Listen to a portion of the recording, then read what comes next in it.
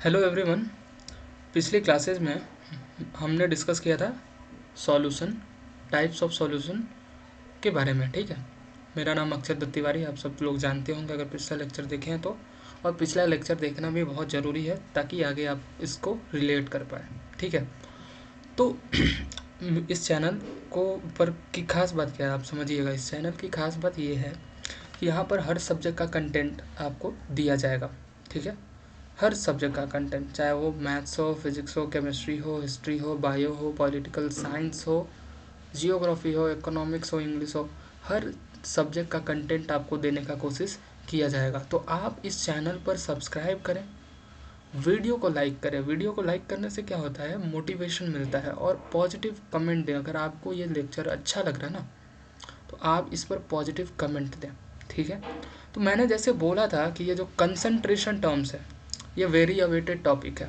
ठीक है, very awaited topic है, और इसमें जो है बस समझने की देर है, चीज़ें आसान होती है। ठीक है, समझने की देर है, चीज़ें आसान होती हैं।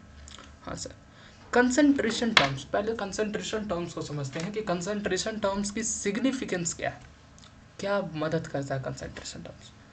तो basically concentration terms are use to find the quantity of a component in a solution. ठीक है, सॉल्यूशन में कंपोनेंट की क्वांटिटी फाइंड करने में ये हेल्प करता है। ठीक है सर, तो हम इस लेक्चर में या इस टॉपिक में टोटल 7 कंसंट्रेशन टर्म्स के बारे में डिस्कस करेंगे। कितने कंसंट्रेशन टर्म्स के बारे में? 7। ठीक है, पहला है मोल फ्रैक्शन, दूसरा है मास परसेंटेज, तीसरा है वॉल्यूम परसेंटेज, चौथा है मास बाई वॉल्यूम परसेंटेज, पांचवा है पार्ट्स पर मिलियन, छठा है मोलरिटी, और सातवां है मोललिटी। हम ये 7 कंसंट्रेशन टर्म्स को डिस्कस करेंगे। अगर आप इनके टर्मिनोलॉजी को समझ गए तो पूरी कंसंट्रेशन टर्म्स आपको आसान लगेगी। इसका मेन की पॉइंट क्या है? इसका की पॉइंट ये है कि you have to learn the definition of each term, okay, by heart. If you learn the key concept and definition of each term, then question will be easy for you. ठीक है, मैं आपको example देके prove कर दूंगा आने वाले time में। अभी अभी मैं आगे बढ़ता हूँ। ठीक है, ठीक है, आगे बढ़ते हैं। पहला है मोल फ्रैक्शन। क्या है? Mole fraction. ठीक, मोल फ्रैक्शन क्या होता है? Mole fraction is the ratio of number of moles of one component of a solution or other mixture to the total number of moles representing all the component. Basically देखो, हम ये chapter discuss कर रहे हैं solution. Solution में होगा कितना component? 2 component हो सकता है, मोर देन 2 कंपोनेंट हो सकता है, बट हम डिस्कस कर रहे हैं बाइनरी सॉल्यूशन के बारे में, तो हम 2 कंपोनेंट को लेकर चलते हैं। तो मोल फ्रैक्शन क्या होता है? मोल फ्रैक्शन रेशियो होता है, एक रेशियो होता है किसका? Number of moles of component, जो कंपोनेंट है उसका नंबर ऑफ मोल्स का, by total number of moles of all component. जितने भी कंपोनेंट हैं उस सॉल्यूशन में उन सब का मोल्स, मतलब मोल फ्रैक्शन क्या है? It is the ratio of number of moles of component to the total number of moles of all component. जैसे एक एग्जांपल दे रखा है, मतलब समझाने के लिए, for a binary mixture having component A and B, if the number of moles for A and B are Na and Nb respectively, the mole fraction of A will be. समझिएगा, binary mixture है, मान लीजिए ए और B. ठीक है, binary mixture में कितने component रहेंगे? ए और बी, 2 कंपोनेंट है ए और बी। तो अगर आपको निकालना है, मतलब और एक चीज़ हमने इसमें सपोज किया है कि नंबर ऑफ मोल्स ए और बी का क्या है? Na और Nb है। ठीक, तो मोल फ्रैक्शन ऑफ ए कितना होगा? तो मोल फ्रैक्शन ऑफ ए क्या होगा? x से। ठीक है, number of moles of A, number of moles of component by total number of moles present in the solution, Na upon Na plus Nb। देखिएगा, जैसे एग्जांपल देता हूँ, इस सॉल्यूशन में क्या था? इस सॉल्यूशन में क्या था? A था और B था ना? ठीक था, तो आपको मोल फ्रैक्शन ऑफ A निकालना है, तो इसका कंपोनेंट का मोल बटा टोटल का यही रेशियो क्या होगा? मोल फ्रैक्शन होगा। ठीक है, एन बी अगर लिखना, अगर मान लो एक्स बी लिखना होगा तो बी का मोल देखो, बी का मोल बाई टोटल मोल।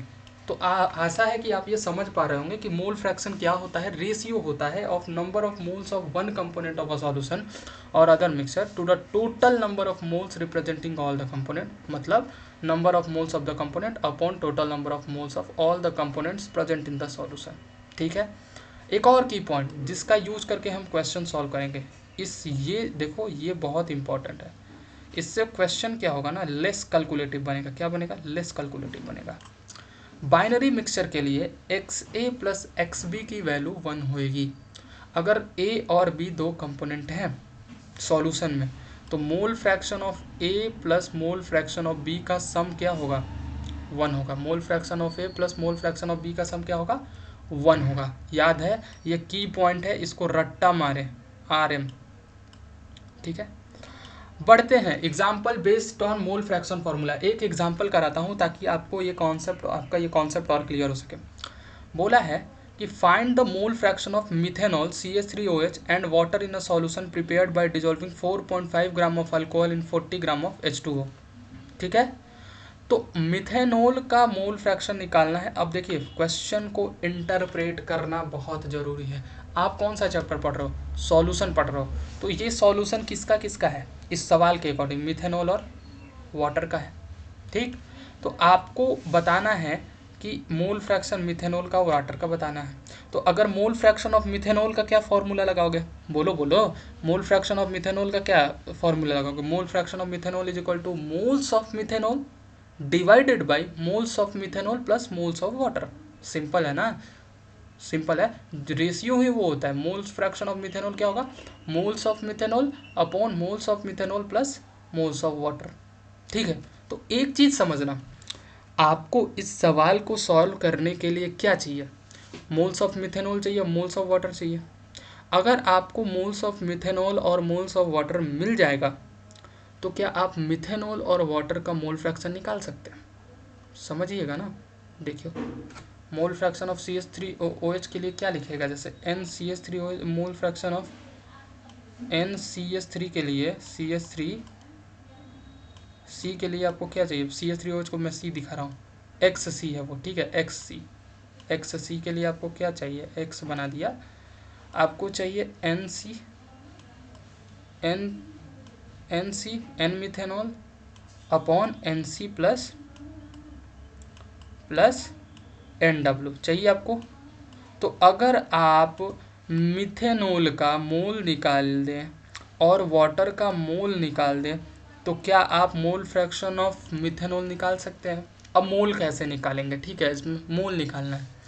तो मिथेनॉल का हमें मास दे रखा है क्या? हाँ दे रखा है सर। कहाँ दे रखा है? 4.5 ग्राम ऑफ अल्कोहल। ये 4.5 ग्राम किसका मास है? मिथेनॉल का मास है। तो मोल्स कैसे निकलेगा? Given mass upon, given mass कितना है? 4.5 ग्राम अपॉन मोलर मास। तो ये कितना आ गया? 0.14 मोल आया क्या? देखो आया ना। ठीक, और मोल्स ऑफ वाटर क्या होगा?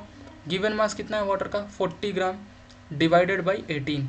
18 क्या है वाटर का? Molar mass. देख लो, 16 + 2 18, तो कितना आ गया? 2.2। तो जब आपको दोनों का मोल्स पता चल गया तो क्या आप मोल फ्रैक्शन ऑफ मिथेनॉल निकाल सकते हो? हाँ सर निकाल सकते हैं। कैसे निकालोगे? Moles of methanol divided by moles of methanol plus moles of water. तो मोल्स ऑफ मिथेनॉल कितना आया? 0.14 उसमें डिवाइड किया गया किससे? 2.2 प्लस 0.14 से। देखो मैच कर रहा है, तो ये कितना आया? 0.061। अब अगर चाहो, मैंने ये क्यों बोला कि ये की पॉइंट है फॉर अ बाइनरी मिक्सचर वाला, ये की पॉइंट क्यों है? अगर आप इस सवाल में चाहें तो दोबारा फॉर्मूला लगाएं। मोल फ्रैक्शन ऑफ H2O के लिए क्या लगाएंगे? N वाटर, ठीक, N water upon N methanol plus N water लगा सकते हैं। लेकिन ये क्या कैलकुलेटिव होगा? क्या थोड़ा कैलकुलेटिव होगा। आपको पता है कि फॉर अ बाइनरी मिक्सचर, क्या मैंने बोला? For a binary mixture XC plus XW क्या होगा? 1 के बराबर होगा। आपको पता है ना? ठीक है, तो आपको किसका वैल्यू पता है? आपको एक्स सी का वैल्यू पता है, तो जब आप एक्स डब्ल्यू लिखेंगे तो 1 में से एक्स सी को सब्ट्रैक्ट कर देंगे, क्या करेंगे, एक्स सी को सब्ट्रैक्ट कर देंगे, और सब्ट्रैक्ट करेंगे ना तो अप्रॉक्सीमेटली यही आंसर मिलने वाला है जो कि यहाँ पर फॉर्मूला लगा के आया है। It is little bit calculative but from here you can find it easily. समझ में आ रहा है इस इक्वेशन का जादू? ये क्या करता है, ये बेसिकली कैलकुलेशन को कम कर देता है। It reduces calculation. समझ में आ रहा है, इट रिड्यूसेज कैलकुलेशन। पहला सवाल क्लियर है। अब दूसरा सवाल के पीछे बढ़ते हैं। ये ईजी है, क्या है, ईजी है, उससे कुछ नहीं है इसमें। क्वेश्चन 2 में क्या कह रहा है कि मिक्सचर है जिसके पास दो गैसेस कंपोनेंट है, पहला है N2 और दूसरा है O2 gas, with number of moles 10 and 20 respectively, find the mole fraction of both component. अब इससे आसान क्या चाहिए आपको, आपको पहले पता करना था कि ये किसका किसका सॉल्यूशन है, पता चल गया। तो आप अगर मान लीजिए किसी का भी मोल फ्रैक्शन निकालते, सपोज आप XN2 निकालते हैं, तो आपको क्या चाहिए, moles of N2, moles of N2 upon moles of N2 plus moles of O2 जिसका सब पूरा मोल। ठीक, तो आपको क्या चाहिए, मोल फ्रैक्शन ऑफ N2 निकालने के लिए आपको N2 का मोल चाहिए और आपको ऑक्सीजन का मोल चाहिए। क्या क्वेश्चन में पहले ही दे रखा है? हाँ सर दे रखा है, तो कुछ नहीं करना, वैल्यू को पुट कीजिए, आंसर पाइए, वैल्यू को पुट कीजिए। जैसे XN2 निकालना है तो number of moles for N2 कितना है, 10 है, number of moles for N2 plus O2 कितना हो जाएगा, 10 प्लस 20, क्वेश्चन में गिवन है, तो ये कितना आ गया, 10/30, तो it will be equal to 1/3। अब देखो यहाँ पर मैंने फिर से वही की इक्वेशन लगाया, दोबारा वो फॉर्मूला यूज़ कर सकता हूँ, but it will be more calculative. XN2 plus XO2 की वैल्यू कितनी होगी, 1 होगी, क्योंकि हम लोग पढ़ के आ रहे हैं कि बाइनरी मिक्सचर में दोनों कंपोनेंट का मोल फ्रैक्शन का सम किसके बराबर आएगा, 1 के बराबर आएगा। तो XO2 की वैल्यू क्या आ जाएगी, 1 माइनस XN2, तो 1 माइनस 1/3 इक्वल टू 2/3। तो XN2 की वैल्यू कितनी होएगी, 1/3 होएगी, और XO2 की वैल्यू कितनी होएगी, 2/3 होएगी। कमेंट समझ में आ रहा है, 1 में से घटा दिया 1/3 को तो 2/3 होगा। I think now mole fraction will be easy for you. Mole fraction clear है, क्लियर है मोल फ्रैक्शन, ठीक है। अब दूसरा टर्मिनोलॉजी, मोल फ्रैक्शन समझ में आ गया कि वो क्या होता था, बस वो रेशियो होता था मोल of a component upon total mole of all the component. उसी तरह से सवाल बनेगा। अब बात करते हैं हम लोग मास परसेंटेज की। किसकी बात करेंगे, मास परसेंटेज की, ठीक है। मास परसेंटेज देखिए, तो मास परसेंटेज को यहाँ इन्होंने डिफाइन क्या किया है कि अगर सॉल्यूशन है, सपोज क्या है, सॉल्यूशन है, तो सॉल्यूशन में दो कंपोनेंट तो होगा ही कम से कम। और हम लोग बाइनरी के बारे में बात करें तो सपोज कर रहे हैं हम लोग दो ही कंपोनेंट की बात कर रहे हैं, ठीक है, A प्लस B की बात कर रहे हैं, ठीक है। तो अगर आपसे बोला जाए कि आप मास परसेंटेज A का निकालें तो क्या लिखोगे, मास ऑफ A, ठीक है, by total mass of the solution, मतलब total mass of A plus mass of B into 100। क्या लिखोगे, mass percentage of component, percentage है तो 100 तो हो गई, क्लियर बात है ना। अगर A का लिखना है मास परसेंटेज तो क्या लिखोगे, मास of A upon total mass of solution into 100, ठीक है। आपको एक चीज़ देता हूँ, लैंग्वेज देता हूँ थोड़ा सा, 10% सुक्रोज इन वाटर का मतलब क्या है।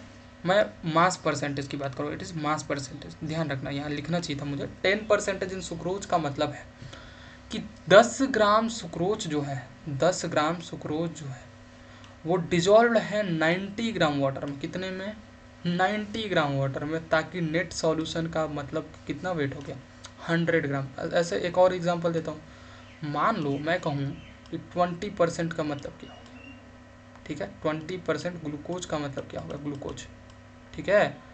तो 20% ग्लूकोज का मतलब हो गया कि 20 ग्राम ग्लूकोज जो है, 20 ग्राम ग्लूकोज जो है वो 80 ग्राम वाटर में प्रेजेंट है, 80 ग्राम वाटर में प्रेजेंट है, ताकि नेट वेट कितना हो जाए, नेट वेट हो जाए 100 ग्राम, ताकि नेट वेट कितना हो जाए 100 ग्राम, नेट वेट 100 ग्राम, ठीक है, समझ में आ रहा है। चलिए, तो अभी अगले वीडियो से मैं वॉल्यूम परसेंटेज की कोशिश कर रहा हूँ, तब तक आप ये देख लीजिए, यहाँ तक कंप्लीट कीजिए, ठीक है।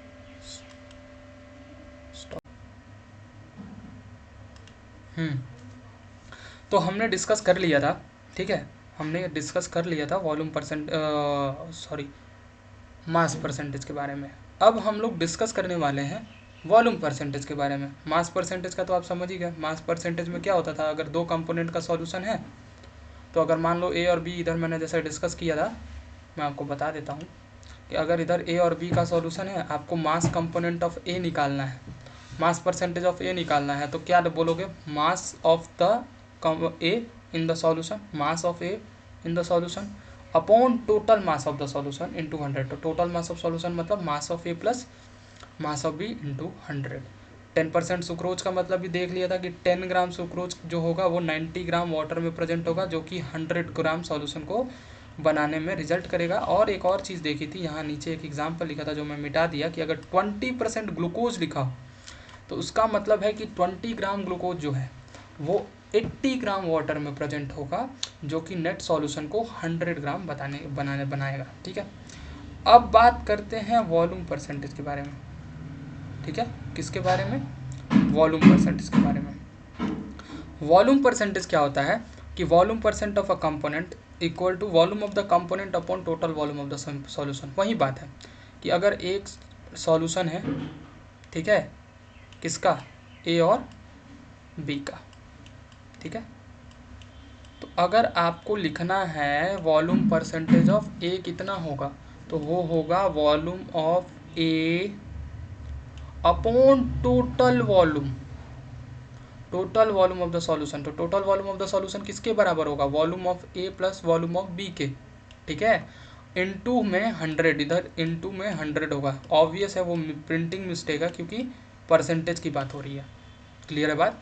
अगर ए प्लस बी का बाइनरी सॉल्यूशन है और हमें वॉल्यूम परसेंटेज ऑफ ए लिखना है, तो क्या लिखोगे, volume of A upon volume of A plus volume of B into 100। वो उसी तरह से नोट दिया हुआ है कि अगर 10% इथेनॉल इन वाटर लिखे, क्या लिखे, 10% ethanol in water by volume, तो इसका मतलब क्या होगा, 10 litre of 10 ml of ethanol is dissolved in water such that the volume of solution is 100 ml। वही बात है कि 10% लिखा है ना वॉल्यूम में, तो इसका मतलब होता है कि 10 ml जो है, 10 ml जो है वो 90 ml, 10 ml ऑफ इथेनॉल जो है वो 90 ml वाटर में डिजोल्व है, ताकि नेट सॉल्यूशन कितना हो रहा है, नेट सॉल्यूशन हो जा रहा है मिला के 100 ml। अगर 20% हो तो इथेनॉल, तो 20 ml जो होगा वो 80 ml वाटर में मिलेगा, ताकि नेट सॉल्यूशन कितना हो जाए, 100 ml हो जाए। आशा करते हैं आपको इसका सिग्निफिकेंस समझ में आ रहा हो कि अगर परसेंटेज W/W दिया हो तो क्या है, परसेंटेज V/V दिया हो तो क्या है। क्लियर है बात। अब जब जहाँ जाते हैं वो है मास बाई वॉल्यूम परसेंटेज। ये सब का क्या सिग्निफिकेंस है, ये सब का सिग्निफिकेंस पार्ट्स पर मिलियन में भी आएगा या कन्वर्जन वगैरह में भी आता है। मास बाई वॉल्यूम परसेंटेज का मतलब होता है कि it is the mass of the solute dissolved in 100 ml of the solution. Mass of solute in gram, ठीक है,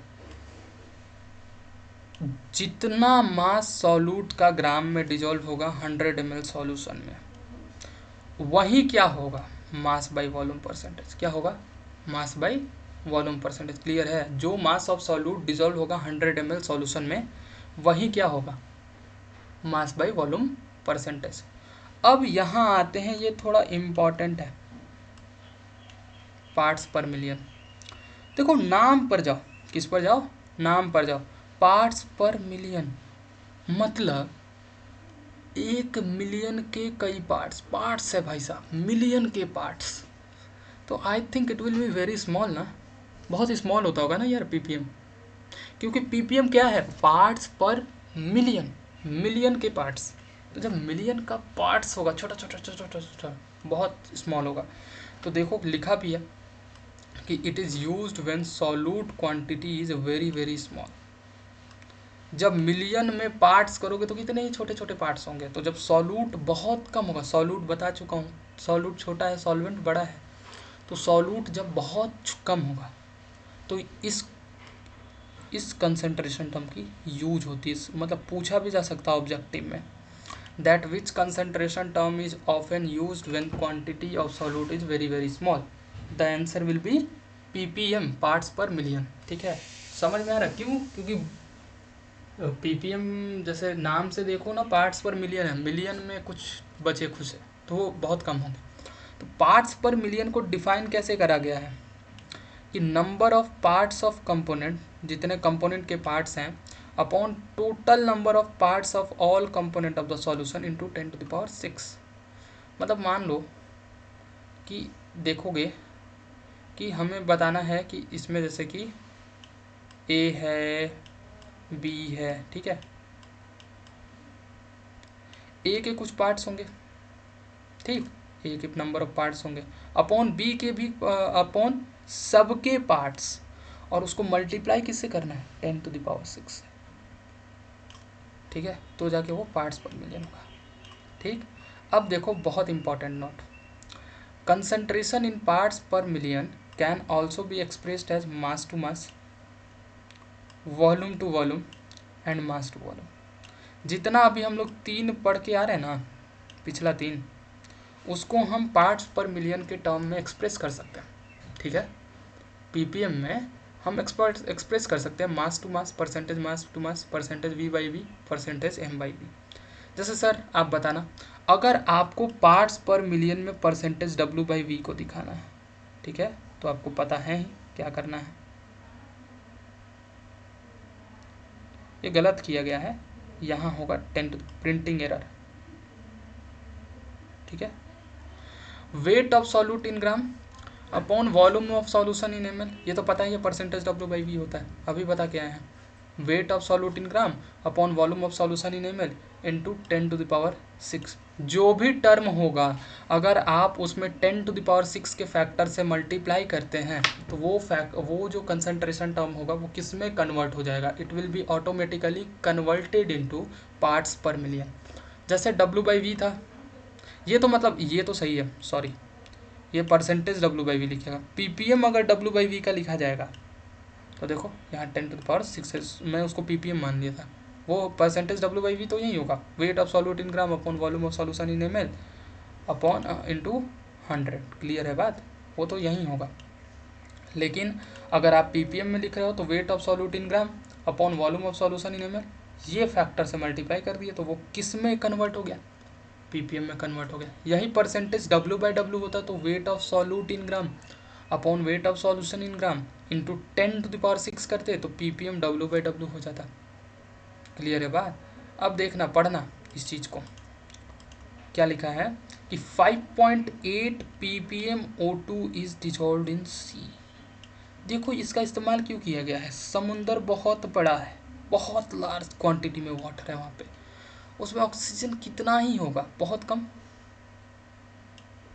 तो इसका मतलब क्या है, ppm का मतलब कि 5.8 ग्राम ऑफ ऑक्सीजन जो है वो 10⁶ ग्राम ऑफ सी वाटर में प्रेजेंट है।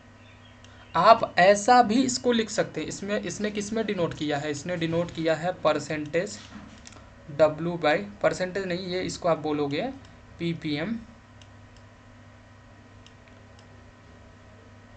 w/w में डिनोट किया, समझ रहे होगे आप, पिछला वीडियो अगर देखे होगे तो।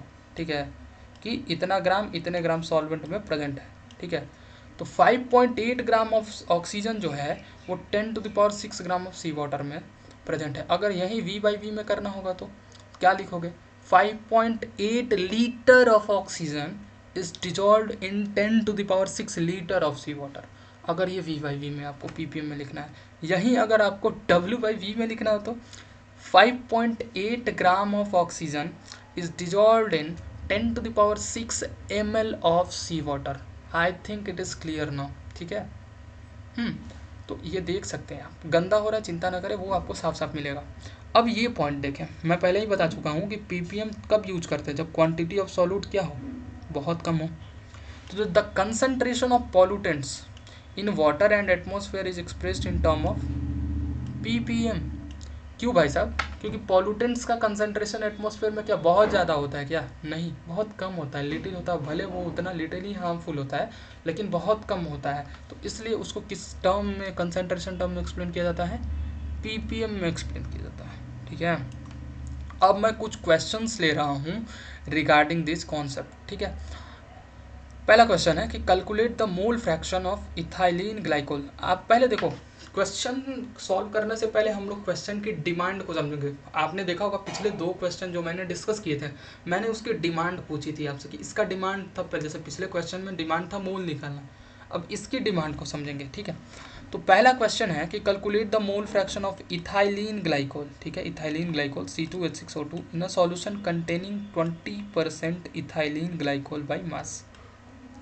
आपको निकालना है मोल फ्रैक्शन ऑफ इथाइलिन ग्लाइकोल। आपको क्या क्या दे रखा है? ठीक है, तो जब भी, अब देखो कसम खा लो, क्या कसम खाना है, लिख लो ये बात कि जब परसेंटेज की बात करेगा तो मैं पहले क्वेश्चन मतलब जब सॉल्यूशन करूँगा तो उस मैं पेपर में इसका मतलब लिखूँगा। 20% इथाइलिन ग्लाइकोल बाई मास का मतलब क्या होता है? सोचो, मास का मैं तो बता चुका हूँ। 10% सुक्रोज का मतलब होता था बाई मास में कि 10 ग्राम सुक्रोज 90 ग्राम वाटर में प्रेजेंट है, जो कि 100 ग्राम सॉल्यूशन बना रहा है। तो वहीं 20% इथाइलिन ग्लाइकोल बाई मास का मतलब क्या होगा? सर मतलब तो ये होना चाहिए कि 20 ग्राम इथाइलिन ग्लाइकोल 80 ग्राम वाटर में प्रेजेंट होना चाहिए, ताकि नेट सॉल्यूशन का वजन कितना हो जाए? 100 हो जाए। क्या इसका मतलब यही होगा ना? 20% ऑफ C2H6O2 बाई मास का मतलब क्या होगा कि 20 ग्राम ऑफ C2H6O2 किस में प्रेजेंट हो? 80 ग्राम ऑफ वाटर में प्रेजेंट हो, resulting in 100 gram of the solution. तो अब देखिए, अब देखो, इसका मतलब लिख दिए, लिख दिए ना। पहले आपको परसेंटेज का मतलब लिखना है। अब पूछा क्या इसने? Mole fraction of ethylene glycol. तो mole fraction of ethylene glycol के लिए आपको क्या चाहिए? Moles of ethylene glycol divided by moles of ethylene glycol plus moles of water. दो चीज़ का सॉल्यूशन है ना, अगर कुछ नहीं दिया हो तो सॉल्यूशन में वाटर तो अंडरस्टूड होता है, water is a universal solvent. ठीक है, तो इसमें दो चीज़ है, इथाइलिन ग्लाइकोल है और वाटर है, इथाइलिन ग्लाइकोल है और वाटर है। तो अगर आपको मोल फ्रैक्शन निकालना है भाई साहब इथाइलिन ग्लाइकोल का, तो आपको मोल्स दोनों के चाहिए होंगे, आपको मोल्स दोनों के चाहिए होंगे, इथाइलिन ग्लाइकोल और वाटर के। कहाँ दिया हुआ इथाइलिन ग्लाइकोल? तो देखो जादू, जैसे ही तुमने इसका मतलब लिखा 20% का, तो क्या तुम्हें मोलर मतलब गिवन मास मिल गया क्या इथाइलिन ग्लाइकोल का? क्या तुम्हें वाटर का भी मास मिल गया क्या? जब मास ही मिल गया तो मोल तो निकाल ही सकते हो ना, given mass upon molar mass से। देखो निकाला है, पहले तो मोलर मास लिखा है C2H6O2 का, तो वो देखो कितना कार्बन है, 2 कार्बन है, 2 × 12 प्लस 1 × 6 प्लस 16 × 2, कितना है? 62 ग्राम पर मोल।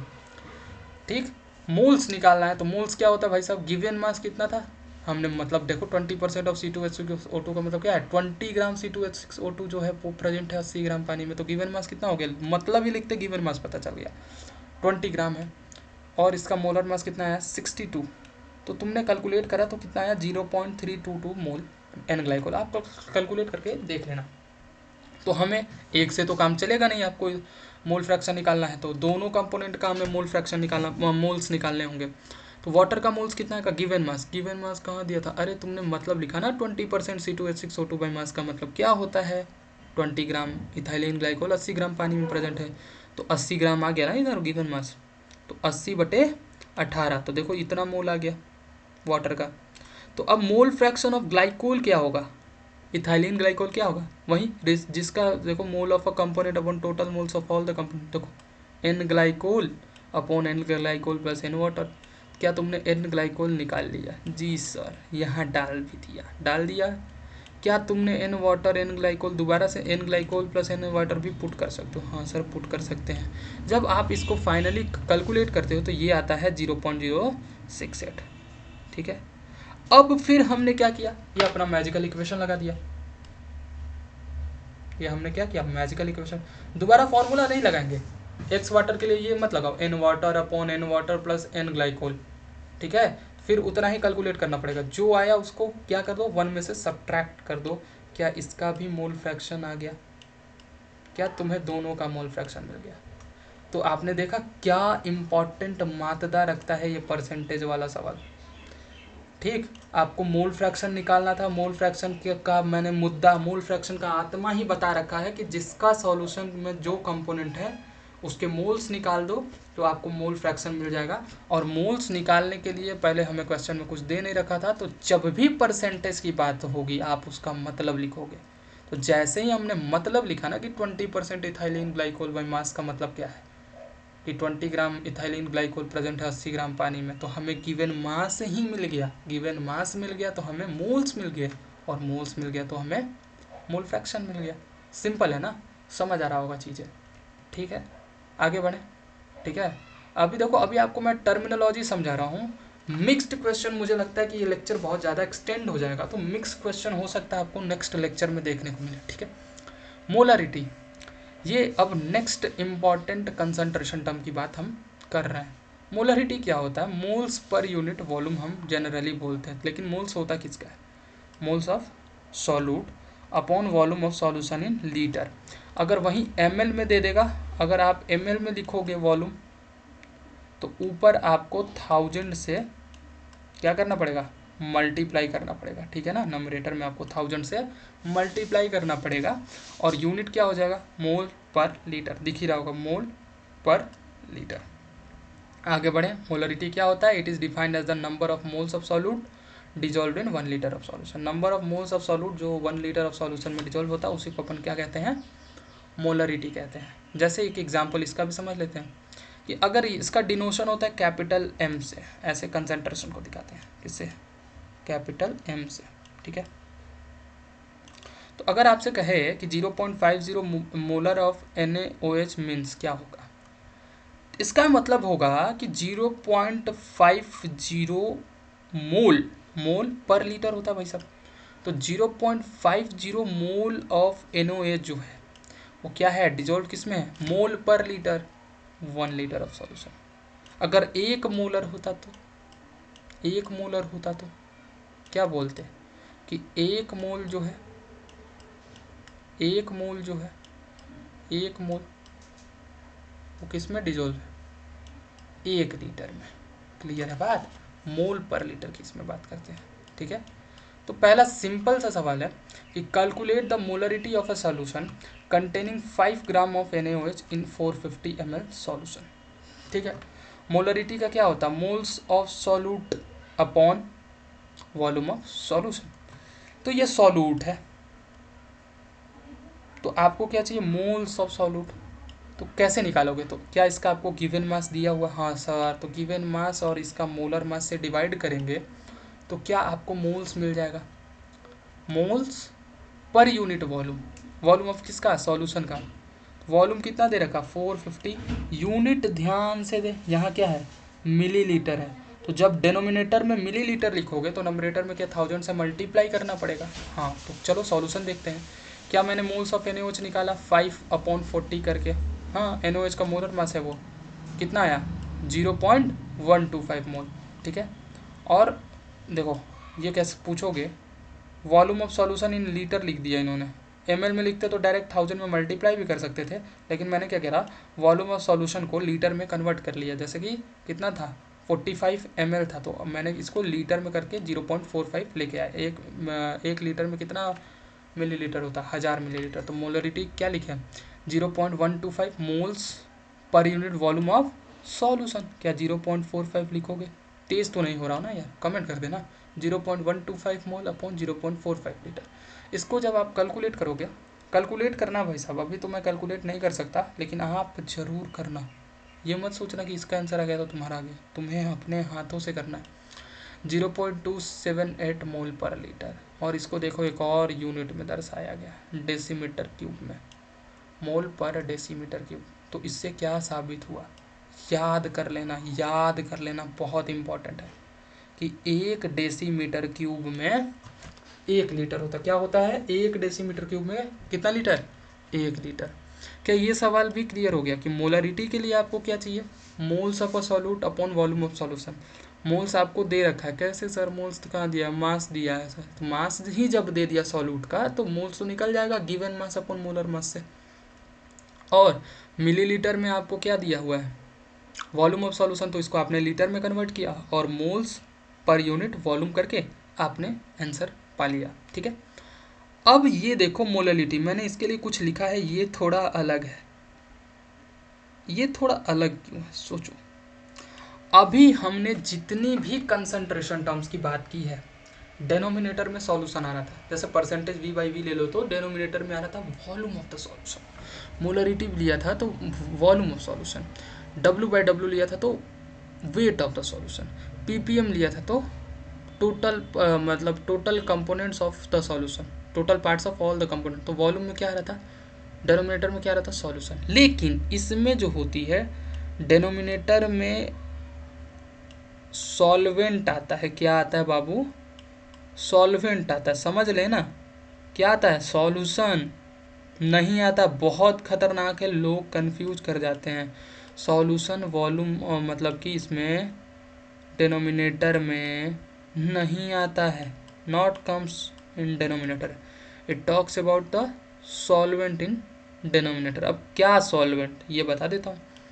मोललिटी क्या होता है, वही है मोल्स ऑफ सॉल्यूट, जो कि उससे किससे, मोलरिटी से मतलब कि सिमिलर है। बट मास ऑफ सॉल्वेंट, ये बहुत बहुत बहुत इम्पॉर्टेंट है।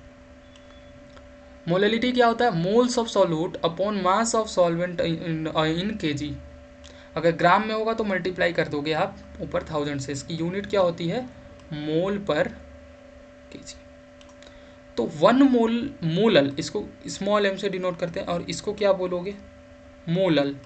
क्या बोलोगे, मोलल। तो 1 मोलल सॉल्यूशन ऑफ KCl का मतलब क्या है कि 1 मोल ऑफ KCl जो है वो प्रेजेंट है 100 ग्राम ऑफ वाटर, सॉरी 100 ग्राम नहीं, 1 kg ऑफ वाटर, केजी में बात करना ना। तो देख यहाँ पे क्या लिखा है, 1 kg of water, not solution लिखा है। क्या सॉल्यूशन नहीं लिखा हुआ, ये यहाँ पर सॉल्वेंट है, बहुत इंपॉर्टेंट है। 1 मोलल सॉल्यूशन ऑफ KCl का मतलब क्या है कि 1 मोल KCl जो है, 1 मोल KCl अगर तुम निकालोगे तो उसका मास 74.5 ग्राम आ जाएगा। वो फॉर्मूले से निकाल सकते हो, मोल्स बराबर given mass upon molar mass. तो जो 1 मोल KCl है वो डिजॉल्व है 1 kg ऑफ वाटर। समझ आ रहा है, ये नहीं बोल रहा कि dissolve in 1 kg of solution. दूसरा जगह तुम पढ़ोगे तो सब जगह सॉल्यूशन का बात हो रहा है। देखो सॉल्यूशन का बात हो रहा है ऊपर 0.50 मोलर, लेकिन मोलल में सॉल्वेंट की बात होगी। जैसे एक एग्जांपल देख लो, 7.45 gram of potassium chloride was dissolve in 100 gram of water. कितने में, ये किसका मास है, सॉल्वेंट का मास है। सॉल्वेंट का मास किस में चाहिए तुमको, पहले क्वेश्चन पढ़ लो क्या कैलकुलेट करना, मोललिटी चाहिए। तो मोललिटी का आत्मा क्या, फॉर्मूला पे जाओगे तो मोललिटी में तुमको क्या चाहिए boss, moles of the solute upon mass of the solvent in KG. Sir moles of solute, हाँ रे बुर्बक, कितना बार एक के बाद बताएंगे तोरा कि देख इधर गिवन मास दिया है, इसके मोलर मास से डिवाइड कर दोगे। मोल्स का फॉर्मूला क्या होता है, मोल्स का फॉर्मूला होता है given mass upon molar mass. अगर आप डिवाइड कर दीजिएगा तो क्या ये समझ रहे हो, मोल्स आ जाएगा। और सॉल्वेंट का तुमको क्या चाहिए, मास चाहिए, बट किस में, केजी में। इसमें दे किस में रखा, ग्राम में दे रखा 100 ग्राम, तो उसको केजी में कर लो। तो मास ऑफ सॉल्यूट कितना, 7.45 ग्राम, मास ऑफ सॉल्वेंट कितना, 100 ग्राम इक्वल टू 0.1 kg। तो मोलालिटी, मोलारिटी नहीं, यहाँ थोड़ा टाइपिंग एरर हो गया है। आपको क्या चाहिए, ये नहीं चाहिए, मोलालिटी चाहिए। देखो मोलर मास ऑफ KCl निकला, मोल्स निकाल दिए। मोलालिटी क्या होता है, number of moles of solute upon mass of solvent in KG. Moles कितना आया तुम्हारा, 0.1 मोल आया अपॉन 0.1 kg मास था, तो ये 1 मोलल पर केजी आ गया। तो मोलरिटी ऑफ सॉल्यूशन क्या हो गया, 1 मोलल पर केजी, या मोलल पर केजी को हम लोग डायरेक्ट मोलल भी बोल सकते हैं। आई think it is clear right now, समझ में आ गया होगा अच्छे से। मोललिटी में क्या डिफरेंट है कि यहाँ पर सॉल्वेंट आता है डिनोमिनेटर में, मास ऑफ सॉल्वेंट इन केजी अलग है, थोड़ा बहुत अलग है। हर जगह सॉल्यूशन की बात होती है। अब देखो क्वेश्चन देखो next, calculate molality of 2.5 gram of ethanoic acid in 75 gram of benzene. ठीक है सर, ये क्या दे दिया 2.5 ग्राम ऑफ इथेनोइक एसिड, मतलब ये हमको लग रहा है सॉल्यूट। क्या लग रहा है, थीम समझिए क्वेश्चन का, क्वेश्चन तो आपको समझ में आ ही जाएगा। ये क्या लग रहा है सॉल्यूट, तो इसके क्या चाहिए आपको मोलालिटी निकालने के बाबू, इसके आपके लिए मोल्स चाहिए। तो फिर से वहीं बतिया सारी रहतिया, given mass upon molar mass करके आप क्या निकाल लोगे, मोल्स निकाल लोगे।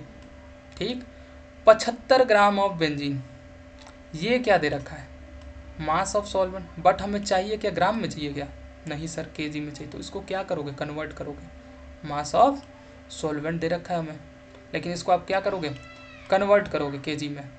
ठीक है, क्या करोगे, कन्वर्ट करोगे। आप इसमें देख रहे हो सॉल्यूशन की बात कहीं कर रहा है, कहीं नहीं कर रहा है, मास ऑफ सॉल्वेंट दे रखा है। तो सॉल्यूशन देखें, molar mass of ethanoic acid, ethanoic acid क्या होता है CH3COOH, तो जब निकालोगे 2 कार्बन था 2 × 12 प्लस मोलर मास निकालने आना चाहिए यार, इतना तो आता होगा, तो 60 ग्राम पर मोल आ गया। तो मोलरिटी ऑफ CH3COOH क्या है, मोल्स ऑफ CH3COOH और mass of benzene in KG. Moles कितना आ गया है 60, कितना आ गया 60 ग्राम पर मोल है मोलर मास, तो मोल्स कितना आएगा, गिवन मास कितना था उसका 2.5 ग्राम डिवाइडेड बाय 60, और इधर देखो 75 ग्राम था, लेकिन आपको किस में कन्वर्ट करना है केजी में, तो आपको डिवाइड करना पड़ेगा 1000 से। तो इसको जब आप फाइनली कैलकुलेट कीजिएगा तो आपका आंसर आ जाता है 0.556 मोलल पर केजी, या आप इसको ऐसे भी लिख सकते हो 0.556 मोलल।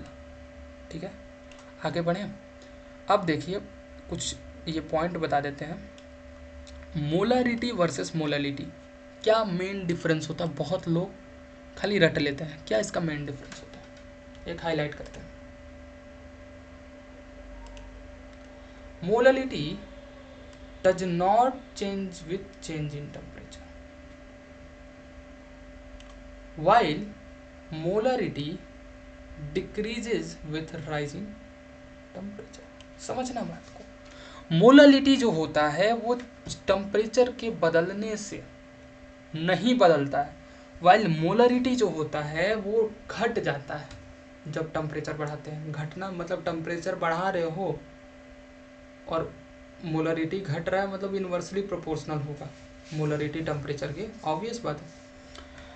ऐसा क्यों हो रहा है, देखो मोलालिटी का अगर आपको डेफिनेशन याद हो, किसका, मोलालिटी का, तो वो जो था वो वॉल्यूम पर डिपेंड ही नहीं करता था। मोलालिटी क्या होता था, moles of solute upon mass of solvent. ठीक है, ऐसे था इन केजी। तो क्या ये वॉल्यूम पर डिपेंड कर रहा है, नहीं, ये वॉल्यूम पर डिपेंड नहीं कर रहा। वाइल मोलरिटी जो होता है, मोलरिटी क्या होता था, moles per unit volume, volume पर डिपेंड करता था। और वॉल्यूम जो होता है वो डायरेक्टली प्रोपोर्शनल टू क्या होता है, टेम्परेचर होता है। क्या होता है, डायरेक्टली प्रोपोर्शनल टू टेम्परेचर। तो अगर आपने टेम्परेचर बढ़ाया तो वॉल्यूम बढ़ेगा, और जब वॉल्यूम बढ़ेगा तो वॉल्यूम कहाँ है, डेनोमिनेटर में। डेनोमिनेटर बढ़ेगा तो ये घटेगा ना, समझ में आता है लॉजिक। जब टेम्परेचर बढ़ाओगे तो वॉल्यूम बढ़ेगा और मोलरिटी घट जाएगी। आई थिंक अब क्लियर होगा कि क्यों मोलरिटी जो होता है वो वॉल्यूम पे डिपेंड ही नहीं करता। नीचे तो मास ऑफ सॉल्वेंट आता है ना, और मोलरिटी में वॉल्यूम ऑफ सॉल्यूशन आता है। तो जैसे टेम्परेचर बढ़ाओगे तो वॉल्यूम बढ़ेगा, और वॉल्यूम बढ़ेगा तो मोलरिटी घट जाएगी। ठीक है, क्लियर हो जाना चाहिए अभी तक। तो आगे बढ़ें, मिटा के आगे बढ़ते हैं, ठीक है, ताकि साफ लगे। ऐसे आपको साफ ही मिलेगा नोट्स, लेकिन टेलीग्राम में अब देंगे हम, ठीक है। टेलीग्राम का आप ग्रुप ज्वाइन कर लीजिएगा, जिसको नोट्स चाहिए होगा वो टेलीग्राम का ग्रुप जो है वो ज्वाइन कर लेगा, ठीक है। अब एक फॉर्मूला बता रहे हैं जो कोई रटना मत, अगर मन होगा तो रट लेना, अगर इतना रटने का शक्ति होगा तो डेफिनेशन ना रट लोगे, ठीक है। ये एक रिलेशन बताएंगे तुमको, क्या है रिलेशन, थोड़ा ध्यान से समझना। हम बता रहे हैं relation between molarity and density of the solution. अगर किसी क्वेश्चन में आपको उस सॉल्यूशन का मोलालिटी दिया हो मोलरिटी दिया हो या मतलब मोलरिटी, डेंसिटी या मोलरिटी, इन तीनों से कुछ खिलवाड़ कर रहा हो, ठीक है।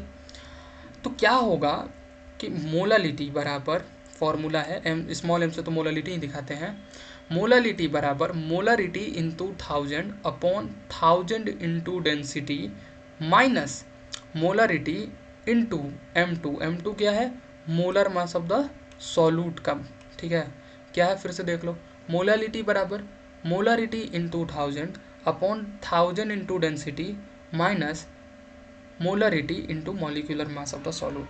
मैंने नीचे लिख दिया, पहले याद मत करना। देखो ऐसे क्वेश्चन को तुम कैसे सॉल्व करोगे, इफ़ यू नो ना कि डेंसिटी बराबर मास बाई वॉल्यूम होता है, तो ऐसे क्वेश्चन भी चुटकी में हो जाएंगे, क्योंकि आपको क्या पता है, आपको डेफिनेशन ही पता है, आपको डेफिनेशन पता है बॉस, और डेंसिटी बराबर मास बाई वॉल्यूम भी पता है। जैसे एक एग्जांपल लेते हैं, ठीक है, पहले थीम समझेंगे क्वेश्चन का। Calculate the molarity of 9.8% W/W solution of H2SO4। Molarity निकालना है if the density of the solution is 1.02 gram per ml, ठीक है। पहला काम जो मैं बताता हूँ, परसेंटेज देखते हैं, उसका मतलब लिखो, क्या कि उसका कुछ ना कुछ सिग्निफिकेंस होगा। इसका मतलब क्या है, ये किसका सॉल्यूशन है? H2SO4 का। तो 9.8 ग्राम H2SO4 जो होगा, सॉरी 98 ग्राम H2, 9.8 थोड़ी होगा, 98 होगा ना, 10% मतलब 10 ग्राम, ठीक है। तो 9.8 ग्राम जो होगा H2SO4 वो कितने में होगा? 100 ग्राम ऑफ द सॉल्यूशन में प्रेजेंट होगा। मतलब कि 9.8 ग्राम जो होगा वो 100 ग्राम ऑफ द सॉल्यूशन में प्रेजेंट होगा, वो तो जाहिर सी बात है, ठीक है। तो आप क्या वाटर का भी निकाल सकते हो, कितना वाटर होगा, 100 में से 9.8 घटा दोगे तो वो वाटर का भी मास निकल आएगा, ठीक है। क्लियर है बात? तो देखो डेंसिटी ऑफ सॉल्यूशन आपको दे रखा है, पहले इसका मतलब लिखना है। 9.8% मतलब होता है 9.8 ग्राम ऑफ H2SO4 प्रेजेंट है 100 ग्राम ऑफ द सॉल्यूशन में, ठीक है। ठीक, और क्या दे रखा है आपको, आपको निकालना क्या, मोलरिटी। तो मोलरिटी के लिए क्या चाहिए बाबू, moles of solute upon volume of solution. तो एक खास बात पता है क्या हुआ, जब तुमने ये डेफिनेशन लिखा ना कि 9.8% सॉल्यूशन का मतलब है कि 9.8 ग्राम H2SO4 प्रेजेंट है 100 ग्राम सॉल्यूशन में, तो क्या तुम्हें मोल्स ऑफ सॉल्यूट मिल गया? हाँ मिल गया ना भाई, कैसे मिल गया? ये क्या हो जाएगा फिर, ये हो जाएगा आपका गिवन मास, और आप अगर उसके मोलर मास से डिवाइड कर देंगे, जैसे यहाँ डिवाइड हुआ है, तो क्या मोल्स निकल गया?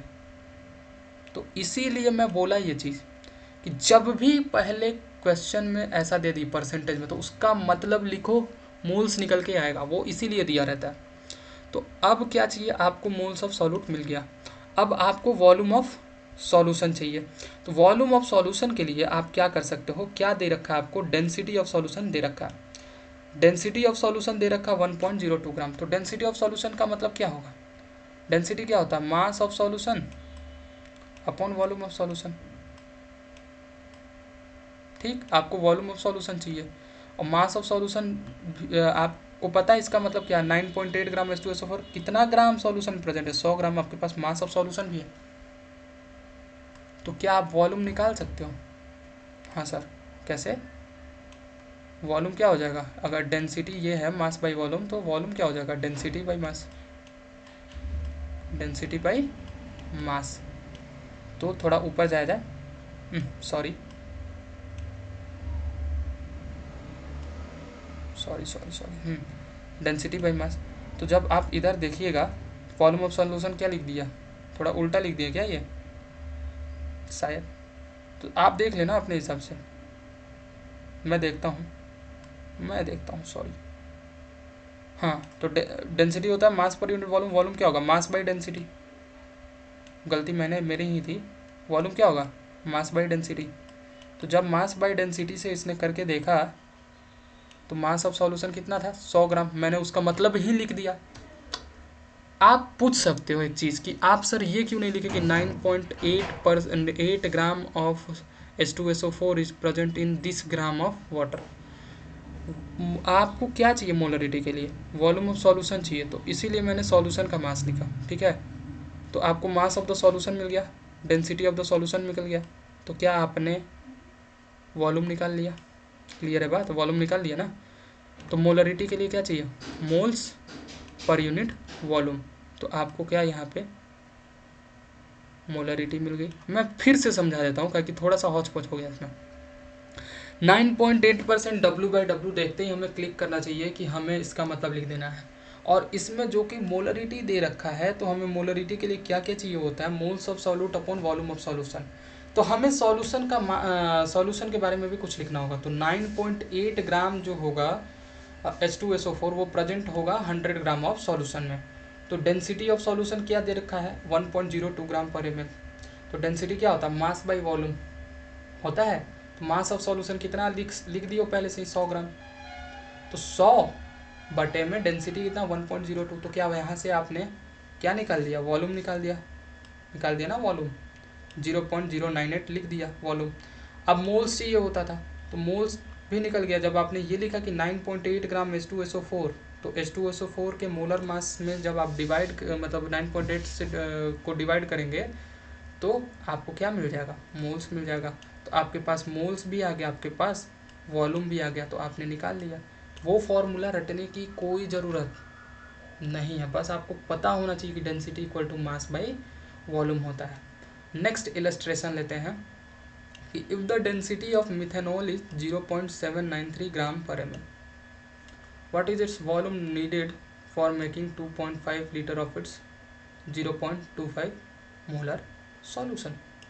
क्या बोलता है कि डेंसिटी ऑफ मिथेनॉल दे रखा है आपके, डेंसिटी दे रखा है मिथेनॉल का मतलब क्या दे रखा है, मास ऑफ मिथेनॉल दे रखा है हमें, और वॉल्यूम ऑफ मिथेनॉल दे रखा है।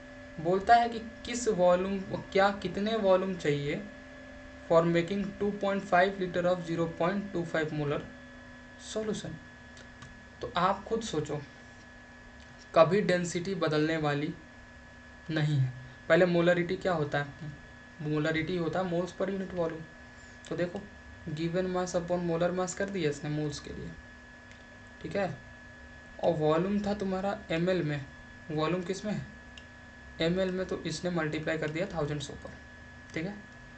तो मोलरिटी कितना दे रखा है इन्होंने, 0.25। और मॉलिक्यूलर मास ऑफ बी भी कितना है, एम भी कितना है, मिथेनॉल कितना है 32, निकालोगे 32, ठीक है।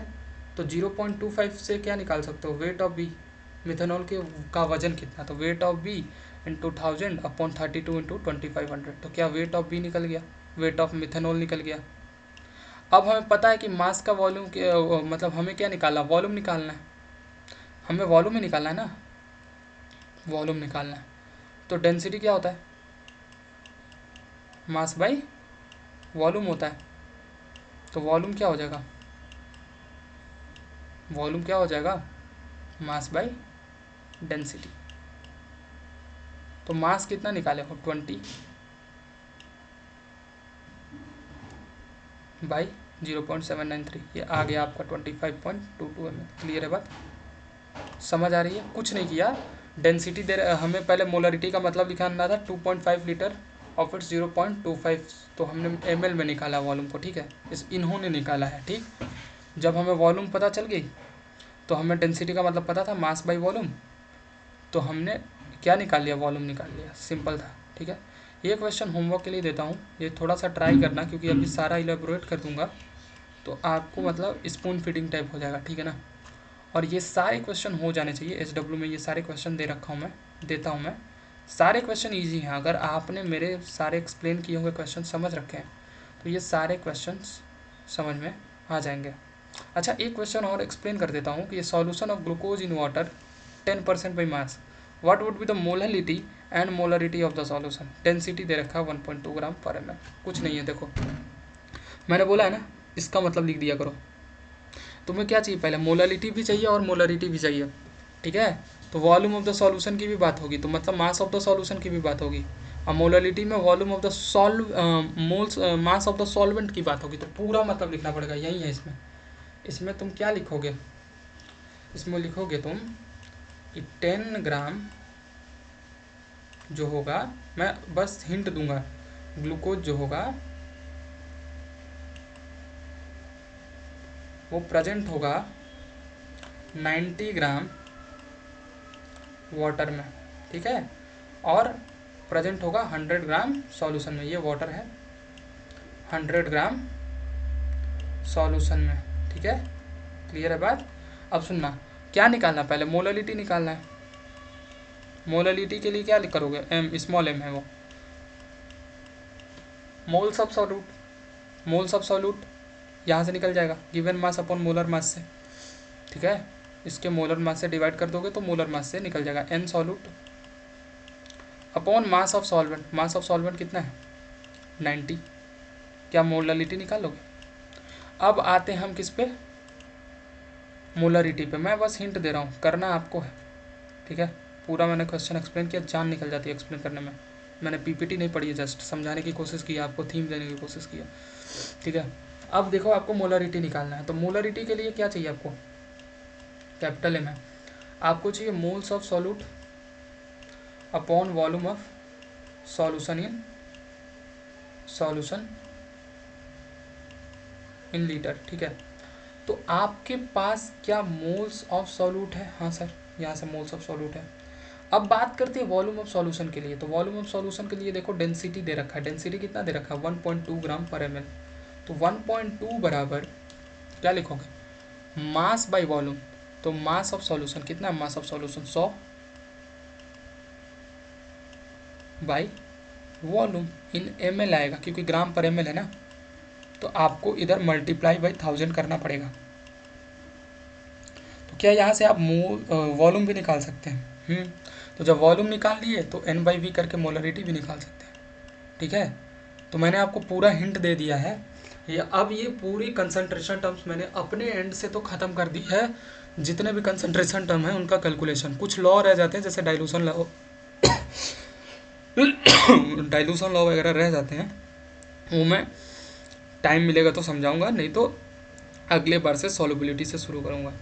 आशा है कि आज की चीज़ें थोड़ी टफ लगेंगी, लेकिन प्रैक्टिस करोगे तो हर एक चीज़ समझ में आएगी। ये पीपीटी पढ़ोगे तो पूरी समझ में आएगी। आई थिंक पीपीटी अगर पढ़े ढंग से तो डाउट नहीं रहेगा। मेरा मानना है, अगर आपने ये पीपीटी ही पढ़ ली ना, या पीडीएफ ही पढ़ ली ना, तो डाउट नहीं रहेगा। मैंने ये एक्सप्लेन किया जितना बढ़िया से मैं एक्सप्लेन कर सकता हूँ। फिर भी कोई डाउट रहेगा, आपके पास टेलीग्राम है, आपके पास लिंक है, ज्वाइन कीजिए और डाउट पूछिए, आपको मैं पूरा हेल्प करने के लिए तैयार हूँ, इससे रिलेटेड कुछ भी डाउट हो। और होमवर्क आप सॉल्व कर लीजिएगा, अगर इसमें से भी कुछ डाउट होगा मैं आपको सॉल्यूशन दे दूंगा, ठीक है। Bye bye, have a good day. Channel को सब्सक्राइब कर लीजिएगा, ठीक है ना।